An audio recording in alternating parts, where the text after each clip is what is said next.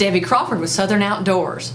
We'd like to thank today, we have our sponsors are Anderson Sales and Service and Gardner Insurance Company. So we'd like to greatly appreciate them supporting us.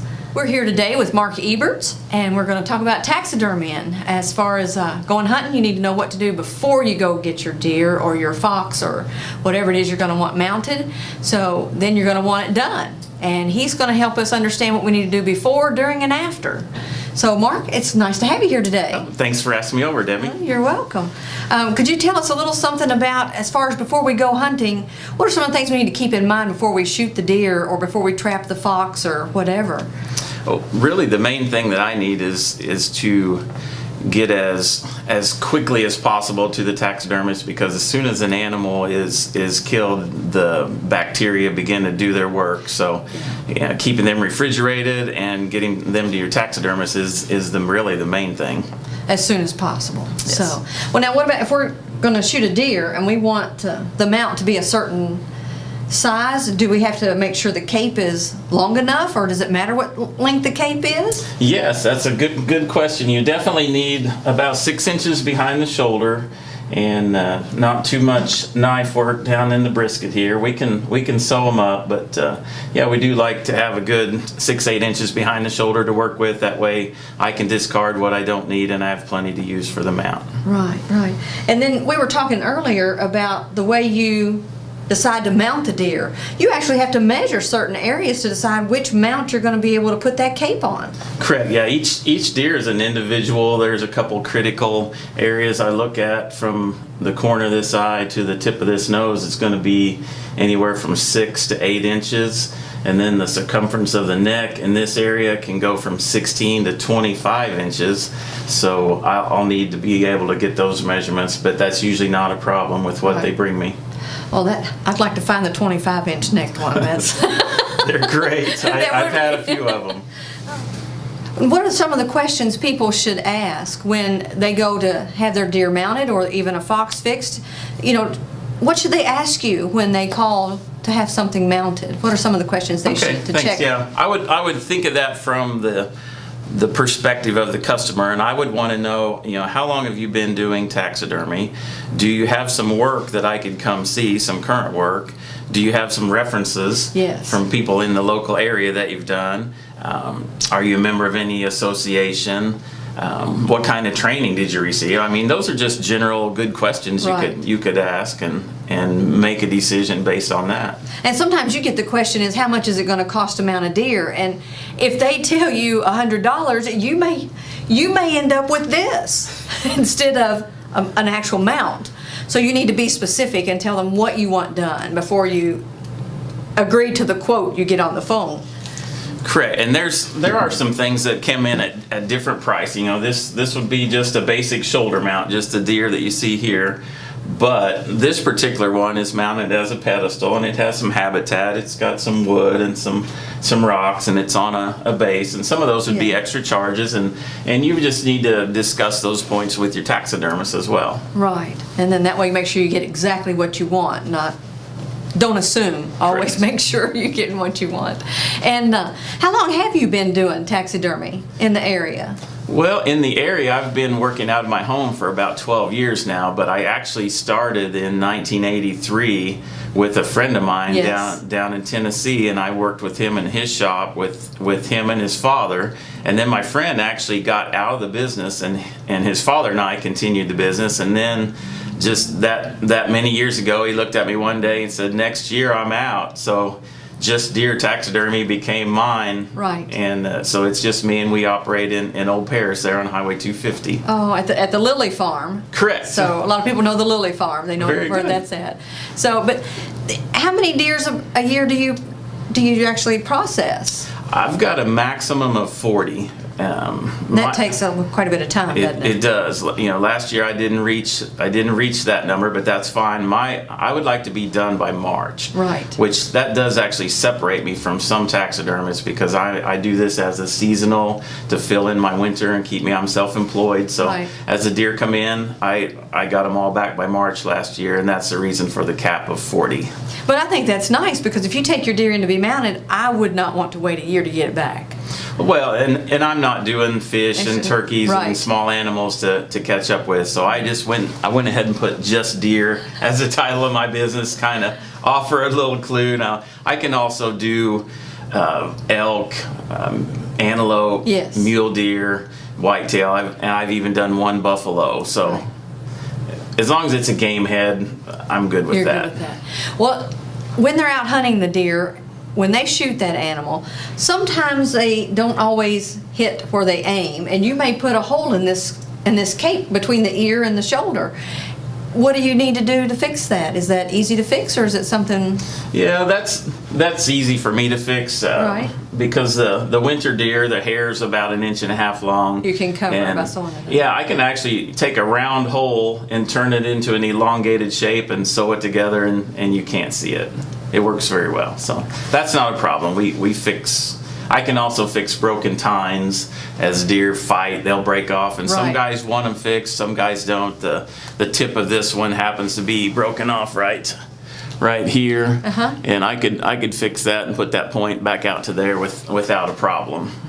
Well, that's nice to know. I mean, some people do like to have that perfect point on there. Yeah, some want it So. like it was because they were fighting, and others would like to have it how it was before they broke it. So, Right. very Well, that's good. nice to know.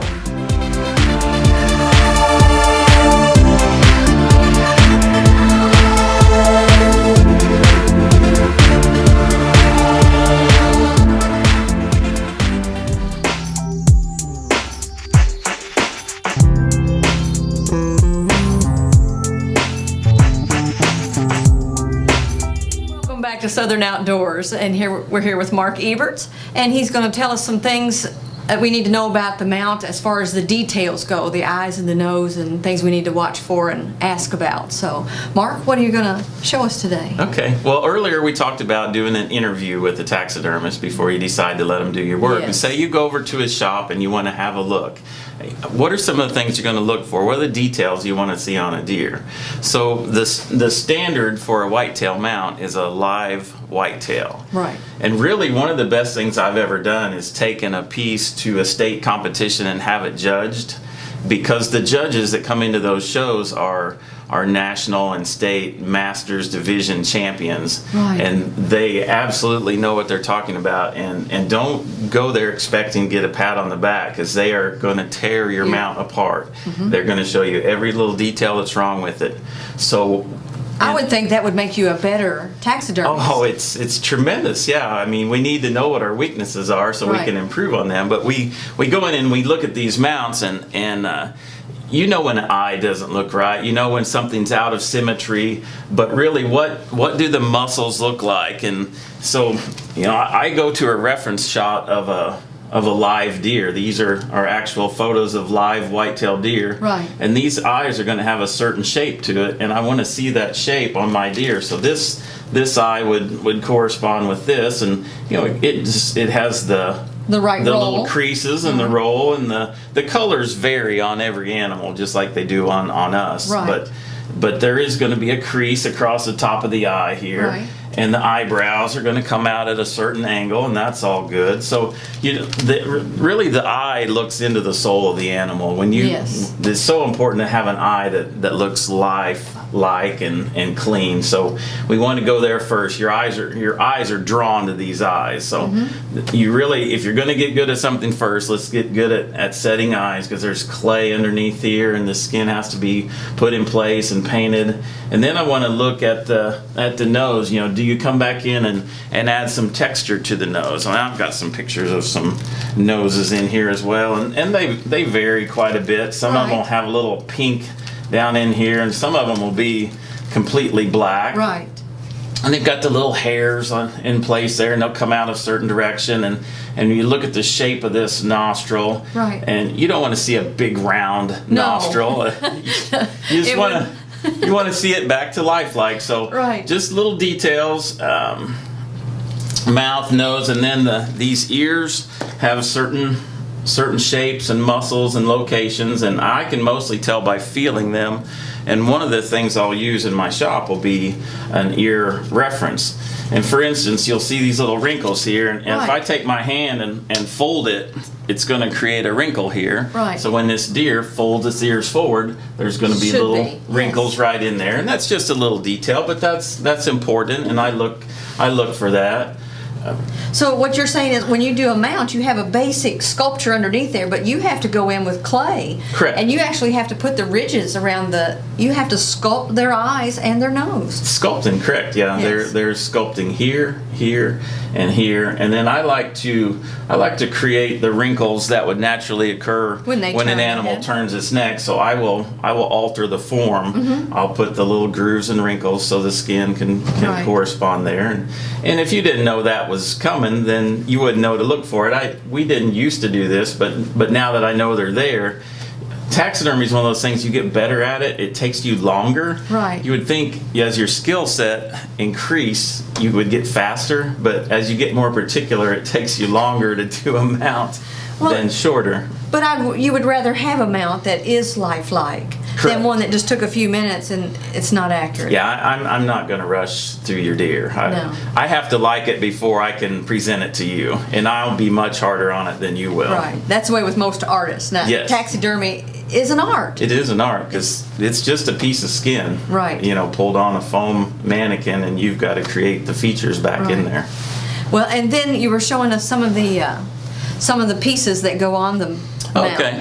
Yeah, this is actually a cast off of an actual deer, and what I'm looking at here is this texture in the nose. I think you can see that, Yes. and the texture of the bottom lip, and actually the shape of these nostrils. When this deer form comes in, it's just a foam, and I have to recreate the nasal opening, and Right. and it has little twists and turns inside there, and I learned this from competition, and I've never had a hunter take a flashlight and shine in their nose like Right. the taxidermy judges do, but Right. it's good for me to know that it's there. And then there's a little piece like this that I'll take this to set my eye and get my creases in there, and just little things that I want to see in a mount. So those are your patterns when you go to do your deer. So you have Yes. you have those to go by. Reference material, I call it. I think this is awesome. I love it to see a mount that looks lifelike. It's nice to have that. And then you're saying these ones that actually sit on a table, you can actually attach legs to that and make it a table, or you Sure. can set it on top of a table. Yeah, I've had customers come in. One of them, their grandfather made them a really tall, nice base. You can order those, but they're completely customizable. What I like about a Right. pedestal mount is you can turn it any direction, like we did here. Right. When you hang it on the wall, that's where it is. The advantage of these pedestals, if you want to twist him the other way, you Right. can do that. So you can change it around. Oh, and I wanted to talk about this too. I brought in this little, what is that? It's got 5 points on his antler. Right. So what really makes a trophy deer? Does it have to be this to be a trophy? Personally, I don't think it has to be a 24-point buck. It's whatever you have been after, or you like the way. Well, this one, I like the way his face is shaped and his ears. So the antlers aren't that big of a deal to me on this one because I like the way he's made. That to me is a nice mount. Now, if I'd been hunting forever and finally got a 24-point buck, well, yeah, I'd want it mounted because of the antlers. Sure. But I don't personally think you have to have a 24-point buck to have a mount. I totally agree, because if this deer had been taken by a 10-year-old Oh, yeah. and it was his first deer, it needs to be mounted, because Yeah. that image is stuck in his mind, Right. and it's great if he can have that. Or say you actually made a bow yourself, did a handmade bow, And you got this and deer. got this deer with it. You want to preserve Right. that memory. So that's really what a trophy is. It's a trophy to me and you for the significance the animal has. It's the memory of the Yes. hunt for whatever reason. Correct. Dad and the son go, or mother and daughter, whoever goes in hunting, but for whatever reason, I like that. So those look really nice. And then you also do foxes, and you do hides occasionally. These are just mine. friend of mine and I went predator hunting one night, and we got this, and I have all the things. I tan my own skins at the shop. Right. I've not actually done these for customers yet. Then this fox here, someone found it in their neighborhood acting strangely last year. Oh. And they went ahead and shot this fox, because foxes shouldn't be in the neighborhood acting strangely. Oh, no, no. So. Well, we'll be right back in just a moment with Mark Eberts.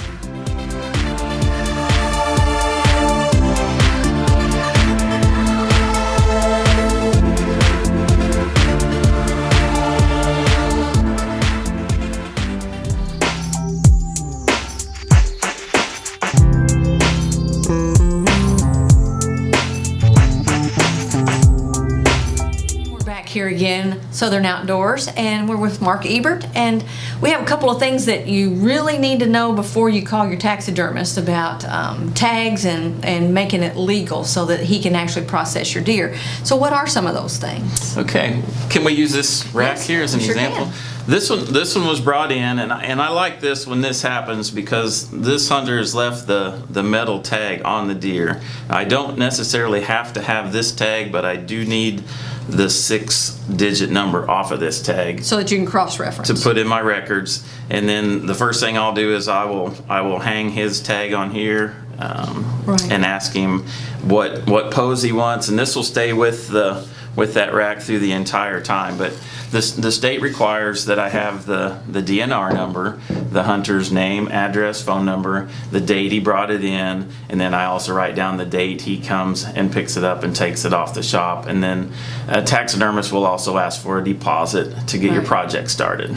Now, if you don't have this number in this tag, can a taxidermist actually process that deer and mount it? No, because there's no way of knowing what Right. the origin of that deer was. It Right. could be a poached deer, and I don't need that at, No. at my place of business. So be sure you have the state DNR number when you Right. bring a deer by. Yeah, if it doesn't have the tag on it, bring the number, and you Correct. can always look it up. Yes. You can call and find out if it's actually been taken and who took it and where. So those are some of the things that you need to know if you're going to have a mount done. That wraps it up for Southern Outdoors today with Mark Eberts and Taxidermian. And we'd like to thank WKM News and Anderson Sales and Service and Gardner Insurance today. So we look forward to seeing you all next time.